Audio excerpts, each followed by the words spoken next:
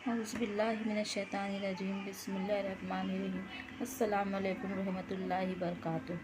ایک اللہ والے بزرگ کا قصہ۔ ایک بزرگ حج کے سفر پر گئے تھے۔ جب وہ ایک جگہ سے گزر رہے تھے ان کے ہاتھ میں ایک تھیلا تھا، اس میں کچھ پیسے تھے۔ اچانک ایک چور ان کے ہاتھ سے تھیلا چھین کر بھاگ گیا۔ جب چور کافی دور نکل گیا تب اچانک اس کی آنکھوں کی روشنی ختم ہو گئی۔ آنکھوں کی روشنی جاتے دیکھ اس چور نے رونا شروع کر دیا۔ جب لوگوں نے چور سے پوچھا، بھائی کیا ہوا؟ تو وہ کہنے لگا، میں نے ایک آدمی کا تھیلا چھینا ہے، وہ کوئی بڑا اللہ کا قریبی بندہ لگتا ہے، میری آنکھوں کی روشنی چلی گئی، خدا کے لیے مجھے اس کے پاس پہنچا دو تاکہ میں اس سے معافی مانگ سکوں۔ جب لوگوں نے پوچھا کہ یہ قصہ کہاں پیش آیا تو کہنے لگا، فلاں نائی کی دکان کے قریب پیش آیا۔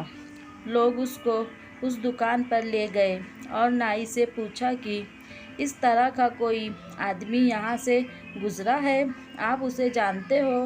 اس نے کہا، مجھے اس کا گھر تو پتہ نہیں، ہاں مگر نماز کے لیے وہ آتے جاتے رہتے ہیں، اگلی نماز کے لیے پھر آئیں گے۔ یہ لوگ انتظار میں بیٹھ گئے۔ وہ بزرگ اپنی وقت پر تشریف لائے۔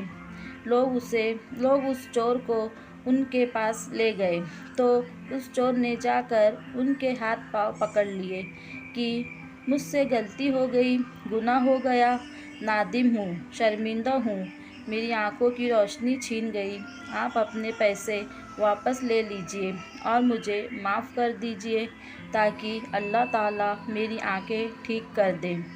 وہ بزرگ کہنے لگے کہ میں نے تو تجھے پہلے ہی معاف کر دیا ہے۔ یہ سن کر چور بڑا حیران ہوا، کہنے لگا، حضرت میں تو آپ کا تھیلا چھین کر بھاگا اور آپ کہتے ہیں کہ معافی مانگنے سے پہلے ہی معاف فرما دیا۔ وہ فرمانے لگے، ہاں میرے دل میں کوئی بات آ گئی تھی۔ فرمانے لگے، میں نے ایک حدیث پڑھی جس میں نبی اکرم صلی اللہ علیہ وسلم نے فرمایا کہ قیامت کے دن جب میری امت کا حساب پیش کیا جائے گا تو میں اس وقت تک میزان کے قریب رہوں گا جب تک میرے آخری امتی کا فیصلہ نہیں ہو جاتا۔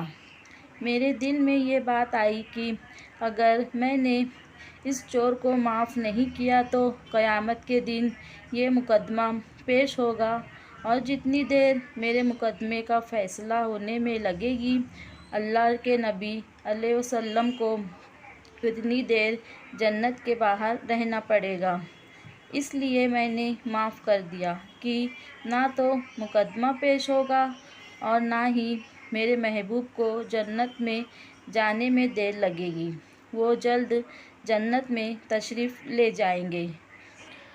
تو آپ لوگوں کو یہ واقعہ کیسا لگا کمنٹ کر کے ضرور بتانا اور چینل کو لائک اور شیئر کرنا اور چینل پہ نئے ہیں تو سبسکرائب کرنا نہ بھولنا۔ خدا حافظ۔